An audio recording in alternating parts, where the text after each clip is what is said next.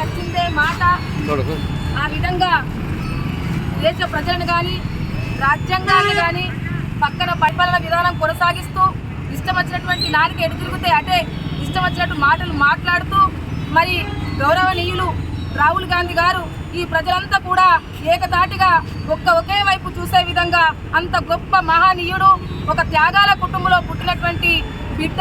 మరి ఆనాడు చూసుకుంటే మోతీలాల్ నెహ్రూ గారు, మరి అదేవిధంగా జవహర్ లాల్ నెహ్రూ గారు, మరి అదేవిధంగా మరి ఇందిరాగాంధీ గారు, సోనియమ్మ గారు, మరి రాజీవ్ గాంధీ గారు, ఇదంతా కూడా ఒక త్యాగాల కుటుంబం.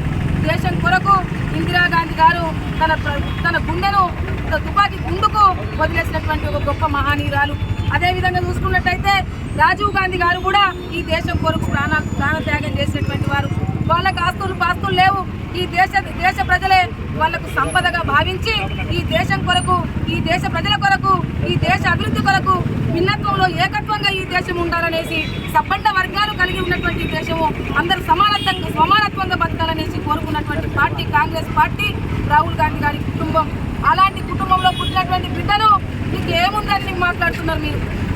ఒకరంటారు మీ నానమ్మకు మీ నాన్నకు పట్టిన గతే నీకు పడుతుందంటావు. ఎలా పడుతుంది? దేశ ప్రజలందరూ కూడా ఒక్కటై ఉన్నారు. తప్పకుండా మీ అంత చూస్తారనేసి కూడా ఈ సందర్భంగా తెలియజేస్తున్నాం. అదేవిధంగా నాలుగే కోసేస్తున్నట 11 లక్షల నజరాన ప్రకటిస్తారట. నాలుగే కోసే అంత కాదు, దగ్గరికి రానివ్వరు కూడా ఎవరు. ఇక్కడ కాంగ్రెస్ కార్యకర్తలందరూ చేతులు కట్టుకునేమి లేరు, కాంగ్రెస్ నాయకులందరూ చేతులు కట్టుకునేమి లేరు, ఈ దేశ ప్రజలందరూ కూడా ఏం చేతులు కట్టుకొని లేరు. ఈ దేశ ప్రజలందరూ కూడా రాహుల్ గాంధీ వైపు చూస్తూనే ఉన్నారు.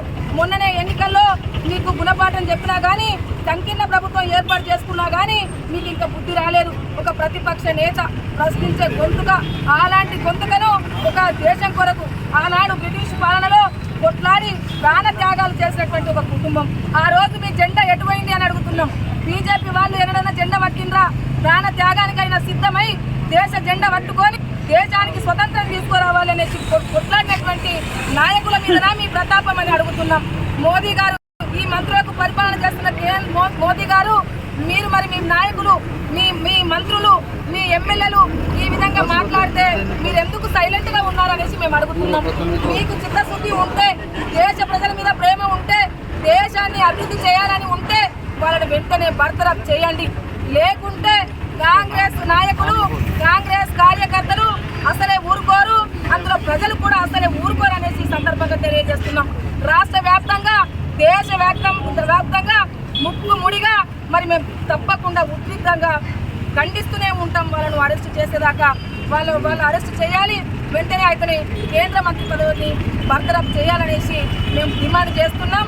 అదేవిధంగా దేశ సంపద అంతా కూడా ఆదాని, అంబానీ, ప్రధాని అని ఆల్రెడీ దేశం మొత్తం యావత్ ప్రపంచం అంతా మాట్లాడుకుంటుంది. దేశ సంపద అంతా కుళ్ళగొట్టి ఉన్న ధనికుల చేతిలో పెడితే దేశం బాగుండాలి, దేశ ప్రజలు బాగుండాలనేసి కోరుకున్నటువంటి పార్టీ కాంగ్రెస్ పార్టీ. అలాంటి కాంగ్రెస్ పార్టీ మీద నువ్వు చేస్తే, ఇలాంటి వ్యాఖ్యలు చేస్తే ఎవరు ఊరుకోరని చెప్తున్నాం. గాడ్సే లాంటి చేతులు ఈ దేశాన్ని పెట్టి చాలా బాధపడుతున్నారు ప్రజలందరూ కూడా.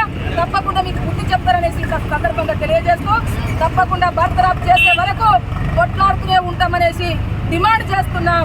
జై